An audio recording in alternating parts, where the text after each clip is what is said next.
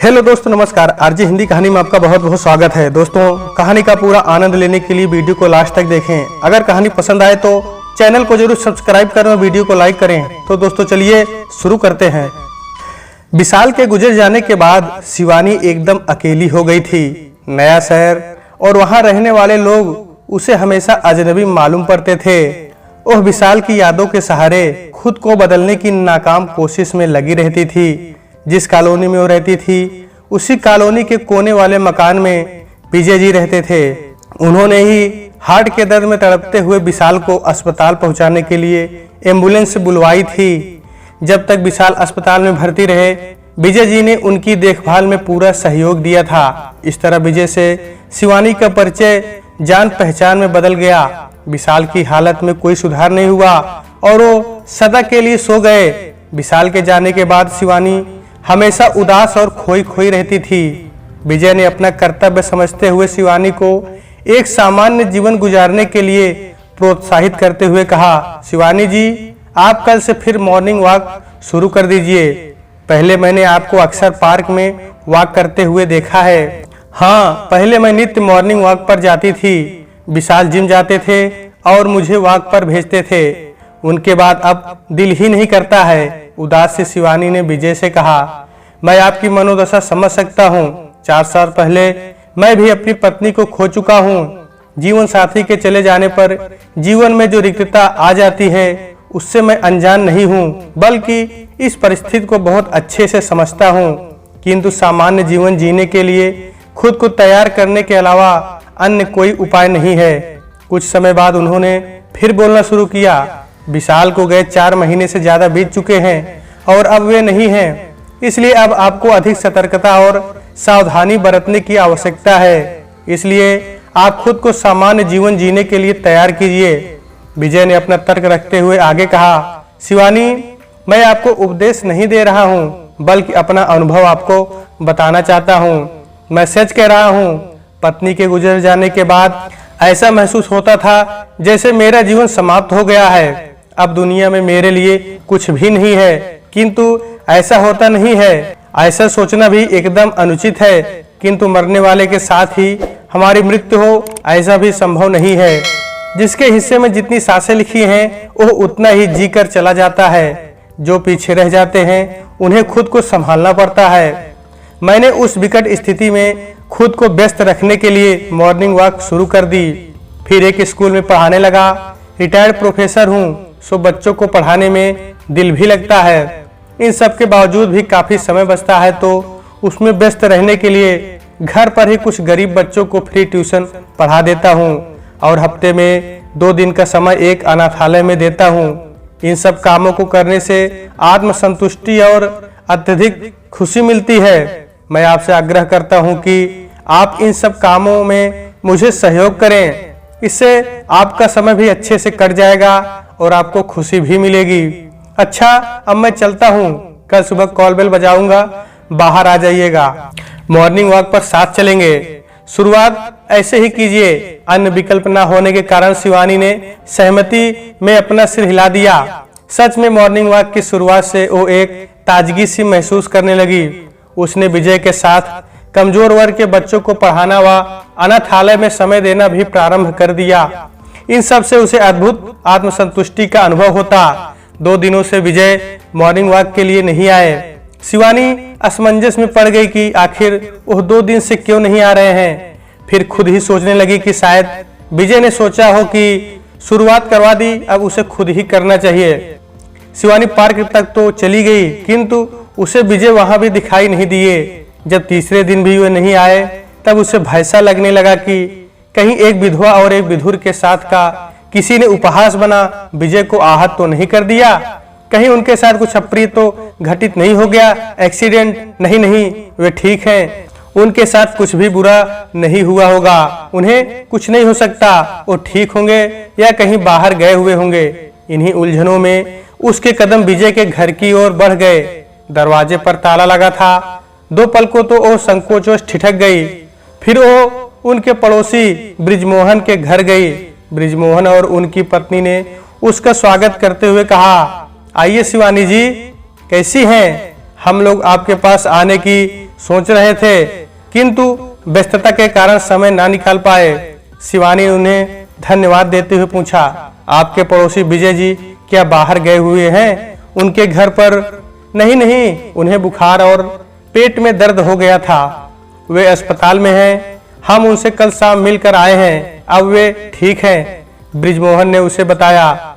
शिवानी वहां से सीधे अस्पताल के लिए चल दी। विजिटिंग आवर होने के कारण वह विजय के सामने घबराई हुई सी पहुंच गई। कैसे हैं आप? क्या हो गया? कैसे हो गया? आपने मुझे इतना पराया समझा जो अपनी तबीयत खराब होने की सूचना तक नहीं दी। मैं पागलों की तरह परेशान हूँ, न दिन में चैन है न रात में नींद।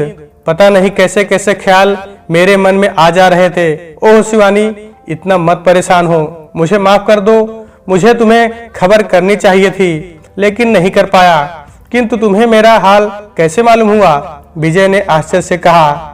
आज मैं हैरान परेशान ब्रिजमोहन जी के घर पहुंच गई, वहीं से सब पता चला और मैं सीधे आपके पास चली आ रही हूँ। आप बताइए, अब आप कैसे हैं और बुखार कैसे आ गया?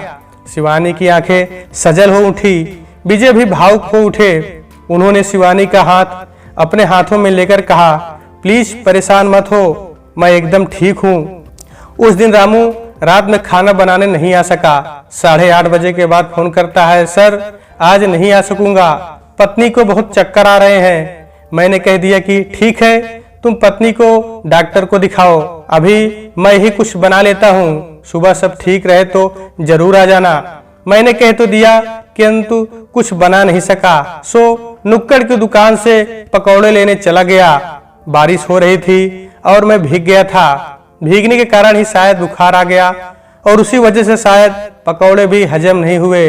बस रात से ही बुखार के साथ साथ पेट में गैस की वजह से दर्द शुरू हो गया। विजय, आप मुझे कितना पराया समझते हैं। मेरे घर पर आकर भी खाना खा सकते थे, किंतु नहीं, आप नुक्कड़ की दुकान पर पकौड़े लेने चल दिए, जबकि आपके घर से दुकान की अपेक्षा मेरा घर करीब है।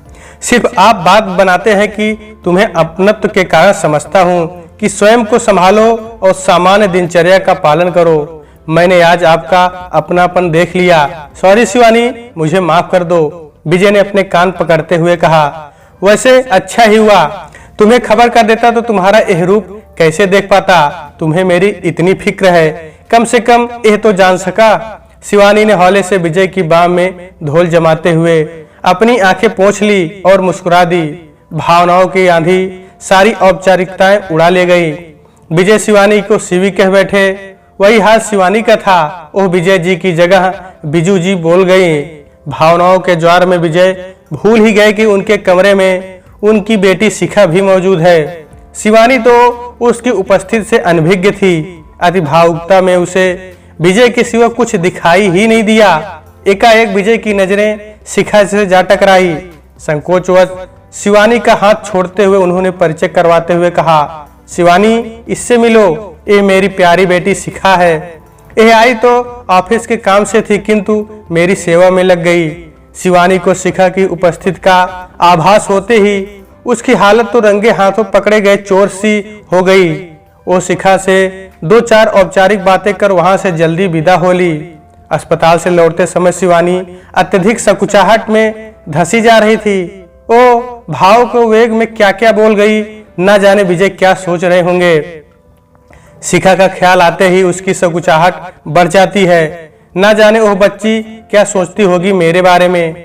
कैसे मेरा ध्यान शिखा पर नहीं गया। वो स्वयं को समझा रही थी। विजय के लिए व्यथित होकर ही तो वह अस्पताल पहुंच गई थी। भावनाओं पर उसका नियंत्रण नहीं रहा था, इसलिए जो मन में था जबान पर आ गया। विजय घर आ गए थे, अब वे पूरी तरह स्वस्थ थे। शिखा को कल वापस जाना था। शिखा ने विजय और शिवानी के परस्पर व्यवहार को अस्पताल में देखा था। इतना तो वो समझ चुकी थी कि दोनों के मध्य अपनत्व तो पनप चुका है। बात जानने समझने की इच्छा से उसने बात छेड़ते हुए कहा, पापा शिवानी आंटी इस कॉलोनी में नई आई हैं, मैंने उन्हें पहले कभी नहीं देखा। विजय शांत गहन चिंता में बैठ गए। शिखा ने ही उन्हें टटोलते हुए कहा, क्या बात है पापा, नाराज हो गए? हाँ बेटी, पापा मुझे लगता है कि शिवानी आंटी आपको पसंद करती हैं।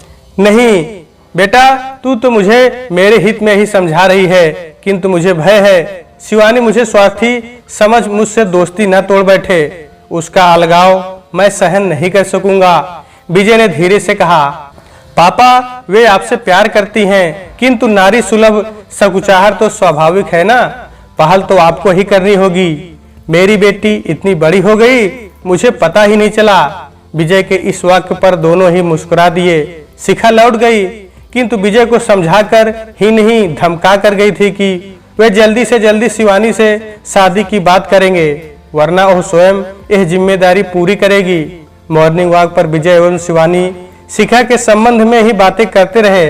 विजय बोले, 5 वर्ष हो गए शिखा की शादी हुए, जब भी जाती है मन भारी हो जाता है। उसके आने से सारा घर गुलजार हो जाता है, जाती है तो अजीब सूनापन छोड़ जाती है। शिवानी ने कहा, बड़ी प्यारी है शिखा, खूबसूरत होने के साथ साथ समझदार भी है। उसकी आंखें भी बहुत ही सुंदर हैं, अपने में एक दुनिया समेटे हुए सी मालूम होती है वो। विजय खुश होते हुए बोले, ओह अपनी माँ की कार्बन कॉपी है। मैं सुभी को अद्भुत महिला कहता था, रूप एवं गुण का अद्भुत मेल था उसके व्यक्तित्व में। शिवानी शिखा के साथ विशेष जुड़ाव महसूस करने लगी थी। उसने शिखा के पति उसकी ससुराल के संबंध में सारी जानकारी ली और अत्यधिक प्रसन्न हुई कि बहुत समझदार एवं संपन्न परिवार है। मॉर्निंग वॉक से लौटते समय शिवानी का घर पहले आता है। रोज ही विजय उसे उसके घर तक छोड़ते हुए अपने घर की ओर बढ़ जाते थे। आज शिवानी ने आग्रह करते हुए कहा, विजय जी आज आप ब्रेकफास्ट एवं लंच मेरे साथ ही लीजिए। आज ही शिखा लौट कर गई है, आपको अपने घर में आज सूनापन ज्यादा महसूस होगा। विजय भी जल्दी ही मान गए। उन्होंने सोचा इस बहाने शिवानी से अपने दिल की बात कर सकेंगे। काफी उलझन के बाद विजय ने शिवानी से साफ साफ कहना उचित समझा, शिवानी मैं तुमसे कुछ कहना चाहता हूँ, किंतु तुमसे एक वादा चाहता हूँ। यह तुम्हें मेरी बात आपत्तिजनक लगे तो साफ साफ इनकार कर देना, किंतु नाराजगी से दोस्ती खत्म मत करना। शिवानी ने आश्चर्यचकित होते हुए कहा, ऐसा क्यों कह रहे हैं? आपकी दोस्ती मेरे जीवन का सहारा है विजय जी। खैर चलिए, वादा रहा। शिवानी मैं तुमसे शादी करना चाहता हूँ, क्या मेरा सहारा बनोगी? विजय ने शिवानी की आंखों में देखते हुए कहा। शिवानी ने नजरें झुका ली और धीरे से बोली, यह आप क्या कह बैठे विजय जी, भला यह भी कोई उम्र है शादी रचाने की? देखो सुवी, हम दोनों अपने अपने जीवन साथी को खोकर जीवन की संध्या बेला में अनायास ही मिल गए हैं। हम दोनों ही तन्हा हैं। हम एक दूसरे का सहारा बन फिर से जीवन में आनंद एवं उल्लास भर सकते हैं। जीवन के उतार चढ़ाव में परस्पर सहयोग दे सकते हैं। हम एक दूसरे का हाथ थामकर एक दूसरे का सहारा बन सकते हैं। मैं अपनी पत्नी सुभी को बहुत चाहता था, किंतु बीमारी ने उसे मुझसे छीन लिया। मेरी सुभी भी मुझे बहुत चाहती थी। अपनी बीमारी के संघर्ष के दौरान भी उसे अपनी जिंदगी से ज्यादा मेरे जीवन की फिक्र थी। एक दिन मुझसे बोली, विजय जी मेरा आपका साथ इतना ही था, आपको अभी लंबा सफर तय करना है, अकेले कठिन लगेगा, मेरे बाद अवश्य योग्य जीवन साथी ढूंढ लीजिएगा। अपनी शादी वाली अंगूठी मेरी हथेली पर रख कर बोली, इसे मेरी तरफ से स्नेह स्वरूप आप प्यार से उसे पहना देना। मैं ये सोचकर खुश हो लूंगी कि मेरे विजय जी के साथ उनकी फिक्र करने वाली कोई है। विजय अपनी पत्नी को याद कर बेहद गंभीर हो गए थे। 2 पल रुककर स्वयं को संयत कर बोले, मैंने तुम्हें एवं विशाल को भी साथ साथ देखा था। गृह प्रवेश के अवसर पर तथा अस्पताल के दुखद मौके पर तुम दोनों का प्यार स्पष्टतः परिलक्षित था। विशाल को भी अपनी जिंदगी से ज्यादा तुम्हारे जीवन की चिंता थी। वे सिर्फ और सिर्फ तुम्हारी ही चिंता व्यक्त करते थे। मैं आईसीयू में उनसे मिलने जब भी जाता था, सिर्फ तुम्हारे संबंध में चिंता व्यक्त करते थे। उस दिन जब उन्हें आभास हो चला था कि वे नहीं बचेंगे, अत्यधिक कष्ट में बोले थे, दोस्त मैं तुम्हें अक्सर पुनर्विवाह की सलाह देता था और तुम हंसकर टाल जाते थे, किंतु अब तुमसे वचन चाहता हूँ, मेरी शिवानी को अपना लेना। तुम्हारे साथ वह सुरक्षित है, यह सोच मुझे शांति मिलेगी। हमने परिवारों के विरोध के बावजूद अंतर जाति विवाह किया था, सभी संबंध खत्म हो गए थे। मेरे बाद शिवानी एकदम अकेली हो जाएगी। दोस्त मेरा आग्रह स्वीकार कर लो, मेरे पास अब अधिक समय नहीं है। शिवानी दुनिया में अकेली औरत का जीवन दूभर हो जाता है। विजय जी भले इंसान है, तथा विधुर भी हैं, उनका हाथ थाम लेना। तुम सुरक्षित रहोगी तो मुझे शांति मिलेगी। मेरी चुप्पी पर अधीर होकर बोले थे शिवानी, मान जाओ, हाँ कह दो, मेरे पास समय नहीं है। तुम्हारी चिंता मुझे शांति से मरने भी नहीं देगी। ये तुम हाँ बोलती हो तो मैं सुकून से जा सकता हूँ। उनकी पीड़ा, उनकी अधीरता देखकर मैंने भी सहमति में सिर हिला दिया था। मेरी स्वीकृत मान उन्होंने हल्की मुस्कुराहट से कहा था, मेरी शादी वाली अंगूठी मेरी सहमति मान विजय को पहना देना। उसमें लिखा हुई अब उनके लिए ही है, किंतु मैं भी आपकी दोस्ती ना खो बैठूं, इस संकोच में आपसे कुछ ना कह सकी। वो हल्के से मुस्कुरा दी। विजय इत्मीनान से बोले, चलो, शिखा की जिद के कारण सभी बातें साफ हो गईं। मैं तो तुम्हें चाहने लगा हूँ, ये स्वीकार करता हूँ। तुम्हारा प्यार भी उस दिन अस्पताल में उजागर हो चुका है। मेरी शिखा तो हमारी शादी के लिए तैयार बैठी है। तुम भी इस विषय में अपने बेटे से बात कर लो, कहीं उसे तो कोई ऐतराज नहीं है। शिवानी ने उदासीनता से कहा, मेरा बेटा तो सालों पहले ही पराया हो गया, अमेरिका का गया, वहीं का होकर रह गया। 4 साल से ना घर आता है, ना हमारे आने पर सहमति व्यक्त करता है। उसकी विदेशी पत्नी है तथा उसने तो हमारा दिया नाम तक बदल दिया है। ओह, जब से यहाँ से विदेश गया है उसे हमसे कोई मतलब नहीं रहा है।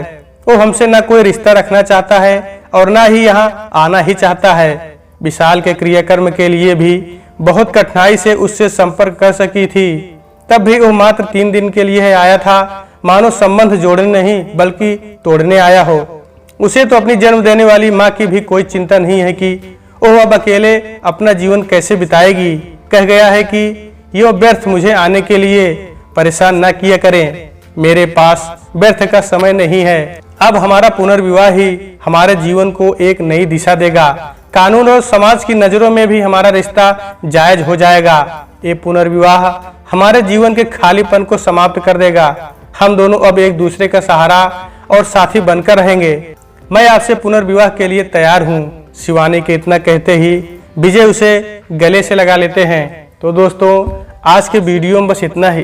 कहानी आपको कैसी लगी कमेंट बॉक्स में जरूर बताइएगा। अगर कहानी पसंद आई है तो कृपया चैनल को जरूर सब्सक्राइब करें और वीडियो को लाइक करें। तो दोस्तों, आपसे फिर मिलते हैं अगले वीडियो में। तब तक के लिए नमस्कार।